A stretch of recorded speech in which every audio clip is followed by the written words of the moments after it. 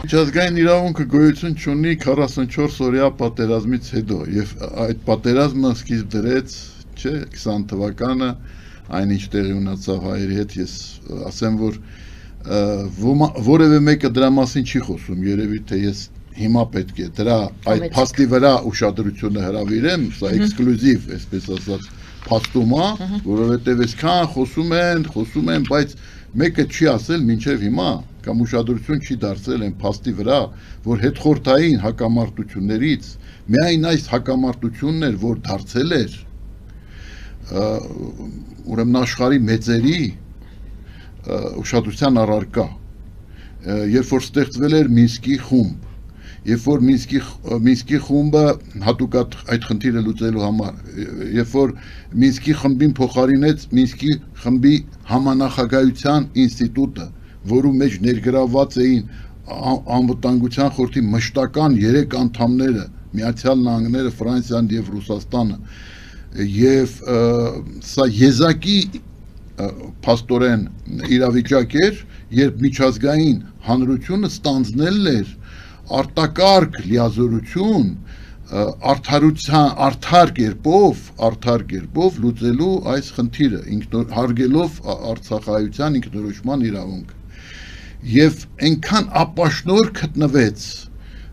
Հայաստանի եւ Արցախի ռազմաքաղաքական ղեկավարությունը այդ 30 տարիների ընթացքում, ինչ ստեղծվել էր Մինսկի խումբը եւ Մինսկի խմբի համանախագահության ինստիտուտը,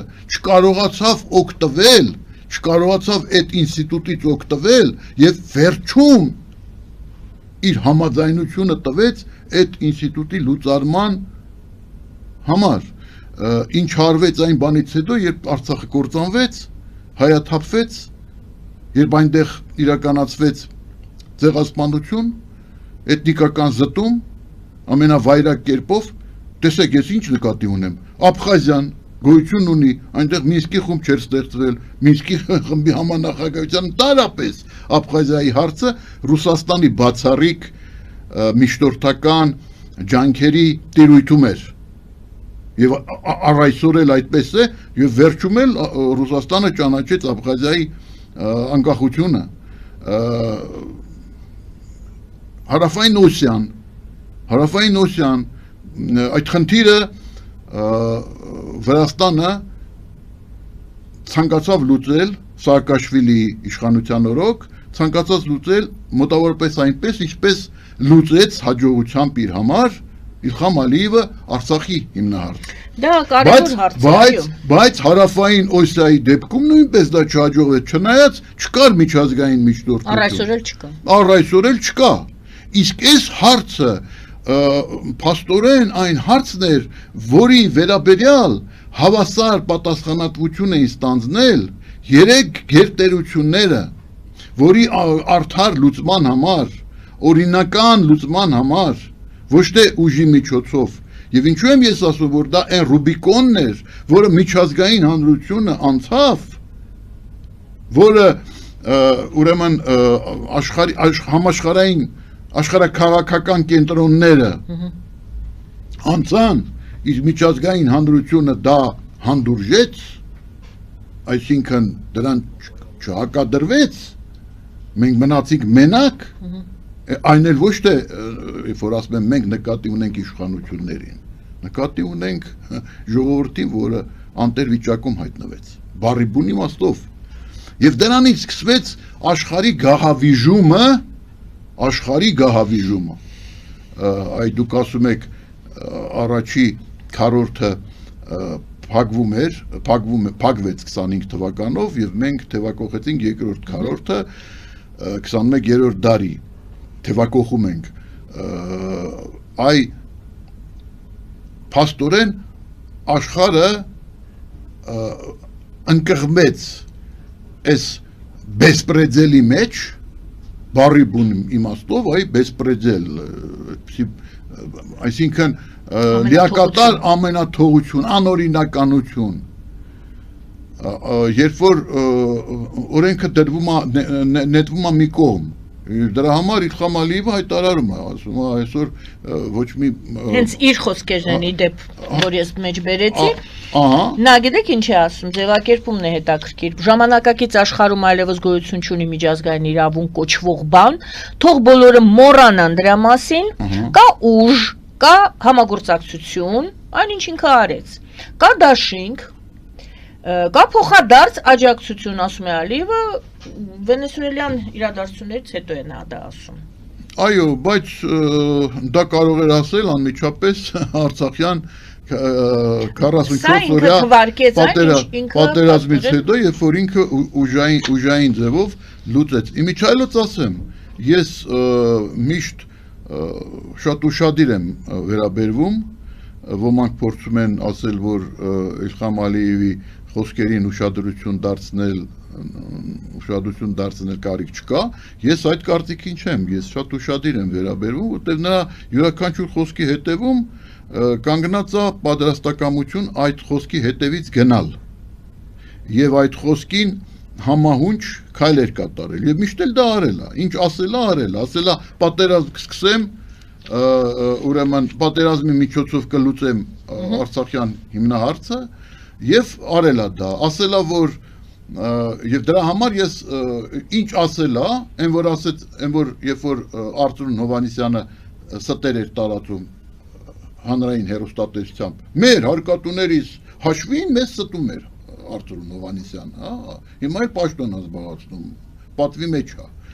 մեր, կրկնում եմ, հարկատուների ձեռքից սնուցվելով մեզ խաբում էր։ Այդ նույն ժամանակ Իլխամ Ալիևը ասեց, որ Հադրութը վերցրել են, որ Շուշին վերցրել են, չէ՞։ Եվ այդ ամեն ինչը ճիշտ դուրս եկավ։ Դրա համար ես ասում եմ, եկեք ուրեմն մենք մեր հակառակորդներին հարգենք, որտեղ եթե չեմ ասում հարգենք, լուրջ ընդունենք։ Սա է, էլի, լուրջ ընդունենք, որովհետև նրանք լուրջ քայլեր են անում ի տարբերություն մեր ռազմաքաղաքական ղեկավարությունից, որը կրկնում եմ Հայաստանի Հանրապետության եւ Արցախի, որը 30 տարվա ընթացքում ինչ գոյություն ուներ Մինսկի խմբի համանախագահության ինստիտուտը այդպիսի կազմով չկարողացավ դրանից օգուտ քաղել օգտվել։ Այսինքն մենք ունենք ֆորա միջազգային հանրությունից, ըստ որում համախմբված հանրությունից, միջազգային ուժային կենտրոններից, իսկ որում համախմբված կենտրոններից համախմբվել էին այս հարցը լուծելու համար եւ պետք է դրանից օգտվել, պետք է կատարյալ ապուշներ լինեին, որ չկարողացան այդ դրանից օգտվել, հասկանում եք, ռազմաքաղաքական մեր դիվանագիտական կորպուսը եւ այլն բոլորը միասին այս 30 տարիների ընթացքում ինչ գոյություն ուներ Մինսկի խմբի համանախագահության ինստիտուտը, ինչ դա միջնորդական, միջազգային, լրջագույն ջանքերի առարկա էր դարձել, դրանից օգուտ քաղել դիվանագիտական միջոցներով։ Սա չտեսնված բան է։ Երևի պատմության մեջ նման դեպք չի եղել, որ այդքան ապիկար ձևով վարվեն եւ չկարողանան օգուտ քաղել այն հանգամանքից, այն ինստիտուտից, որը ստեղծվել էր եւ որը պետք է որ առաջնային եւ ամենաարդար լուծումը տար, ի տարբերություն մյուս այն հարցերը պետք է ձախողվեին։ Ռուսաստանը պետք է շահագրգռված չլիներ քանդելու Մինսկի խումբը։ Եթե քանդեց ուրեմն մեր դիվանագետները որ փուլում քանդվեց։ Ես ասեմ ինչու շահագրգռված չէր, որովհետև դա միակ հարթակն էր, որտեղ ինքը հնարավորություն ուներ հաղորդակցվելու մյուս աշխարհի մեծերի հետ եւ մի իրավիճակում, երբ որ օղակը սեղմվում էր Ղրիմից հետո 14 թվականից հետո օղակը Ռուսաստանի շուրջ սեղմվում էր, այդ սեղմում էր իսկ 22 թվականի ներխուժումից հետո բնականաբար փակվեցին բոլոր, այսպես ասած, անցքերը, հա, այդ ժամանակ եւ այդ ժամանակ արդեն չկար փաստորեն դե ֆակտո Մինսկի խմբի համանախագահության ինստիտուտ, բայց Ռուսաստանը շահագրգռված էր դա պահել, որովհետեւ դա ինչ որ հնարավորություն էր հաղորդակցվելու, որովհետեւ Բայդենը ընդհանրապես չէր ուզում խոսել։ Թրամփն էլ չէ, Թուրքիան ինչ որ ջանքեր գործի դրեց, չէ, միջնորդական ջանքեր, արաբական երկրները ուրեմն եւ այնտեղ տեղի ունեցան բանակցություններ, բայց սա մի հարթակ էր Մինսկի խմբի համանախագահության ինստիտուտը, որը որի շրջանակներում հետխորթային տարածքում քաղաքականության հարցերով Ռուսաստանը հնարավորություն ուներ շփվելու, մտքեր փոխանակելու, ընդհանուր եզրեր գտնելու Միացյալ Նահանգների եւ Ֆրանսիայի հետ, ինչու չափազանց կարեւոր էր Ռուսաստանի համար։ Ռուսաստանը պետք է որ բոլոր հաշվարկներով շահագրգռված չլիներ, ինչու շահագրգռված եղավ, ինչու մենք չկարողացանք որպես դաշնակից հասկացնել, եթե նրանք խելքները թռցրել էին, հնարավոր է իրանց խմելու էին տվել խելքները։ Չէ, 22 թիվ էին պատրաստում, ներողություն, ինչ խելքը, ինչ խմել։ 22 թիվը պատրաստում, ներխուժումը նա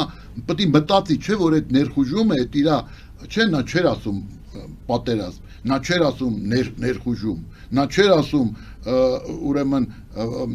պատերազմական գործողություն, նա ասում էր SVO, սպեցիալնա военная օպերացիա, ոնց որ մոտավորապես նույնն էր ասում, ինչ որ հիմա Տրամփն ասում է Վենեսուելայի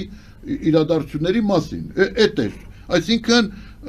գործողություն, հատուկ գործողություն, դա այդպես էր ասում, եւ նա այն ժամանակ ինչու շահագրգռված չէր, որ բոլոր կամուրջները արևմուտքի հետ արվեն, որովհետև նա հույս ուներ, որ արևմուտքը կմարսի, կուլ կտա այդ քայլը, կուլ կտա, այսինքն ինքը դա կներկայացնի որպես հատուկ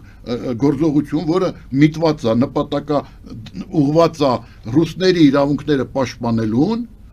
եւ արևմուտքը այդ իր փաստարկները կընդունի, որպեսզի արևմուտքը այդ փաստարկները ընդունել, նրան պետք էր հարթակ շփման արևմուտքի հետ ընդհակառակը նա չէր ուզենա որ այդ հարթակները վերացվեն վերջի հարթակը սա էր սա վերջի իրական մշտապես գործող հարթակներ որտեղ Ռուսաստանը հնարավորություն ուներ շփվելու հարցեր ճշտելու Ֆրանսիայի եւ Միացյալ Նահանգների հետ եւ ինքը իր ճշտամին է որ վերցներ դա քանդեր դա մի իրավիճակում երբ որ ինքը շահագրգռված էր ինքը կարիքներ զգում ինքը կարիք ուներ այդ իր գործողությունները հրամցնել որպես